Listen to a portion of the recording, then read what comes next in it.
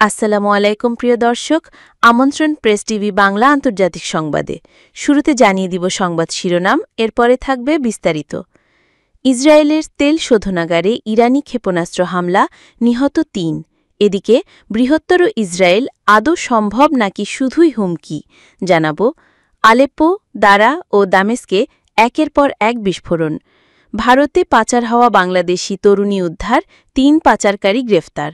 এবং সর্বশেষে থাকবে পাকিস্তানের হাতে চীনের উন্নত হ্যাঙ্গর শ্রেণীর সাবমেরিন, ভারতের কপালে চিন্তার ভাঁজ।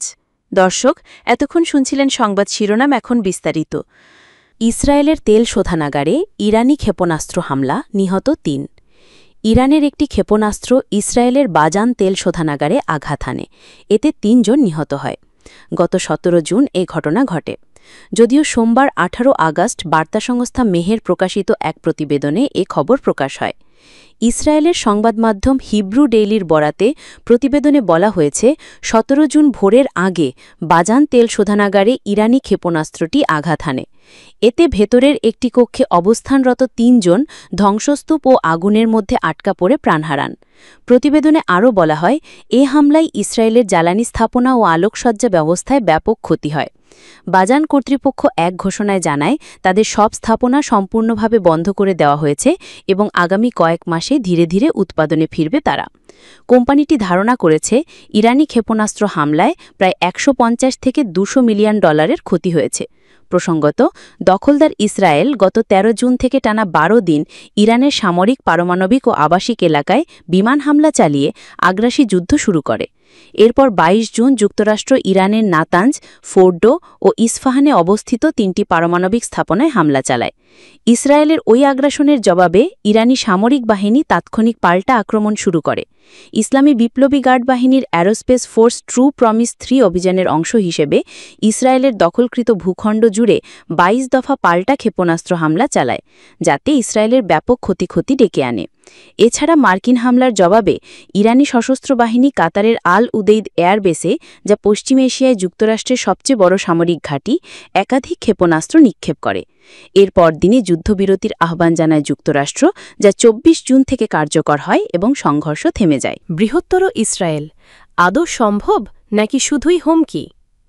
ইসরায়েলের প্রধানমন্ত্রী বেনিয়ামিন নেতানিয়াহু আবারও বৃহত্তর ইসরায়েল ধারণা নিয়ে বিতর্ক তৈরি করেছেন।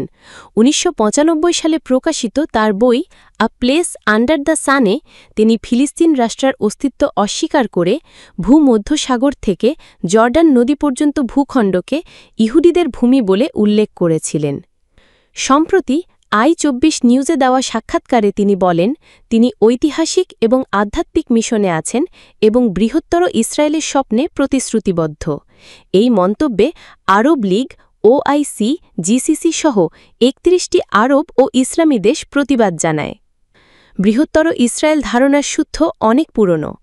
১৮৯৭ সালের বাসেল কংগ্রেস থেকে শুরু করে ১৯১৭ সালের বেলফোর ঘোষণা এবং ১৯৬৭ সালের আরব ইসরায়েল যুদ্ধ পর্যন্ত নানা সময়ে এই স্বপ্ন আলোচনায় এসেছে। ধর্মীয় বর্ণনায় নাইল থেকে ইউফ্রেটিস পর্যন্ত ভূখণ্ডকেই প্রতিশ্রুত ভূমি বলা হয়। এমনকি পুরনো মুদ্রায়ও ইসরায়েলি সীমানা বিস্তৃতভাবে আঁকা ছিল, যেখানে কুয়েত, ইরাক, মিশর ও সৌদি আরব পর্যন্ত অন্তর্ভুক্ত। ইতিহাসবিদরা বলছেন, ইসরায়েলের পতাকার নীল দাগ কিংবা পুরনো মুদ্রাতেও এর প্রতীক পাওয়া যায়। ১৯৭০ সালের পর লিকুড পার্টির উত্থানে এই প্রতীকী ধারণা বসতি সম্প্রসারণ এবং ফিলিস্তিন রাষ্ট্রকে অস্বীকারের মাধ্যমে নীতিতে রূপ নেয়। তবে অনেক গবেষকের মতে বৃহত্তর ইসরায়েল বাস্তবে সম্ভব নয়, কারণ এতে লাখ লাখ আরব জনগণ যুক্ত হবে, যা ইসরায়েলের জন্য জনসংখ্যাগতভাবে বড় চ্যালেঞ্জ।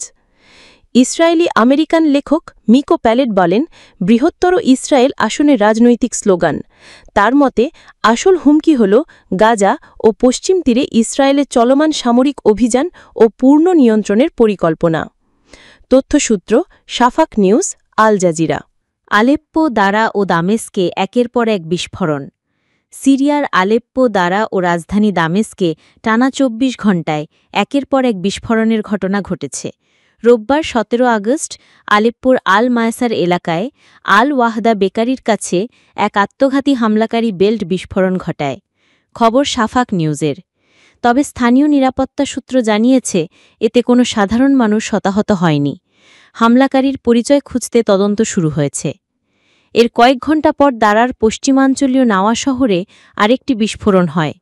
স্থানীয়রা জানান পুরনো যুদ্ধের গোলা আবর্জনা পোড়ানোর সময় বিস্ফোরিত হলে এ ঘটনা ঘটে। এখানেও হতাহতের খবর নেই। এর আগে শনিবার সিরিয়ার রাজধানী দামেস্কের সবচেয়ে ব্যস্ত মাঝে মহাসড়কে একটি ঘাড়ি বোমা বিস্ফোরণ ঘটে। ভারতে পাচার হওয়া বাংলাদেশি তরুণী উদ্ধার, ৩ পাচারকারী গ্রেফতার। ভারতের হায়দ্রাবাদে পাচার হওয়া এক বাংলাদেশি তরুণী উদ্ধার হয়েছে। এছাড়া তার সাহসী পদক্ষেপে পুলিশের হাতে ধরা পড়েছে আন্তর্জাতিক মানব পাচার চক্রের ৩ সদস্য। গত ৮ আগস্ট বান্দলাগুদা থানায় ওই তরুণীর অভিযোগ দায়েরের পর এ ঘটনা ঘটে। বাংলাদেশি ওই তরুণী জানিয়েছেন ৬ মাস আগে চাকরির প্রলোভন দেখিয়ে তাকে বাংলাদেশ থেকে পাচার করা হয়। প্রথমে সীমান্ত পেরিয়ে নৌকায় কলকাতায় আনা হয়, পরে ট্রেনে তুলে পাঠানো হয় হায়দ্রাবাদে। সেখানে ভয়ভীতি দেখিয়ে পতিতাবৃত্তিতে বাধ্য করা হয়। তিনি জানান তার অভিযোগের ভিত্তিতে পুলিশ অভিযান চালিয়ে হাজেরা বেগম, শাহনাজ ফাতিমা ও সমীর নামের ৩ জনকে গ্রেফতার করে। এছাড়া মেহেদীপট্টনম এলাকার একটি ভাড়া বাড়ি থেকে আরও ৩ তরুণীকে উদ্ধার করা হয়েছে। পুলিশ জানিয়েছে পাচারকারীরা ভুক্তভোগীদের কাছে বৈধ কাগজপত্র নেই এই অজুহাতে তাদের ভয় দেখাত। সুযোগ বুঝে পালিয়ে আসা বাংলাদেশি তরুণী পুলিশের কাছে আশ্রয় নিয়ে চক্রটির আসল চেহারা সামনে আনেন। বর্তমানে উদ্ধারকৃত সকলকেই রেস্কিউ হোমে রাখা হয়েছে। এ ঘটনায় রূপা ও সরোয়ার নামে পাচার চক্রের আরও ২ সদস্য পলাতক রয়েছে। তাদের ধরতে তল্লাশি চলছে বলেও জানিয়েছে পুলিশ। এ বিষয়ে ভারতীয় সংবাদমাধ্যম টাইমস অব ইন্ডিয়া বলছে এই চক্রের শিকড় রয়েছে পশ্চিমবঙ্গ ও বাংলাদেশে। দরিদ্র পরিবারের মেয়েদের চাকরির প্রলোভন দিয়ে টেনে আনা এবং পরে জোরপূর্বক যৌন ব্যবসায় ঠেলে দেওয়া, এটাই তাদের নকশা। পাকিস্তানের হাতে চীনের উন্নত হ্যাঙ্গর শ্রেণীর সাবমেরিন, ভারতের কপালে চিন্তার ভাঁজ। পাকিস্তানের নৌশক্তি বাড়াতে ঘনিষ্ঠ মিত্র চীন নতুন এক উন্নত সাবমেরিন হস্তান্তর করেছে। ৮টি হ্যাঙ্গর শ্রেণীর সাবমেরিনের মধ্যে তৃতীয়টি বৃহস্পতিবার চীনের হুবেই প্রদেশের উহানে আনুষ্ঠানিকভাবে পাকিস্তান নৌবাহিনীর কাছে হস্তান্তর করা হয়। চলতি বছরের মার্চে দ্বিতীয় সাবমেরিন সরবরাহ করেছিল বেইজিং। রবিবার ১৭ আগস্ট এক প্রতিবেদনে এ খবর দিয়েছে ইন্ডিয়া.com। প্রতিবেদনে বলা হয়েছে এটি পাকিস্তানের জন্য একটি বড় কৌশলগত অর্জন বলে মনে করা হচ্ছে, কারণ আধুনিক অস্ত্র ও উন্নত সেন্সরযুক্ত এসব সাবমেরিন ভারত মহাসাগরের শক্তির ভারসাম্য রক্ষায় গুরুত্বপূর্ণ ভূমিকা রাখবে বলে পাকিস্তান নৌবাহিনী আশা করছে। পাকিস্তানের deputy chief of Naval staff project ২ vice admiral Abdul Samad বলেছেন, হ্যাঙ্গর শ্রেণীর সাবমেরিনের অত্যাধুনিক অস্ত্র ও সেন্সর আঞ্চলিক শক্তির ভারসাম্য টিকিয়ে রাখতে সহায়ক হবে এবং সামুদ্রিক স্থিতিশীলতা নিশ্চিত করবে।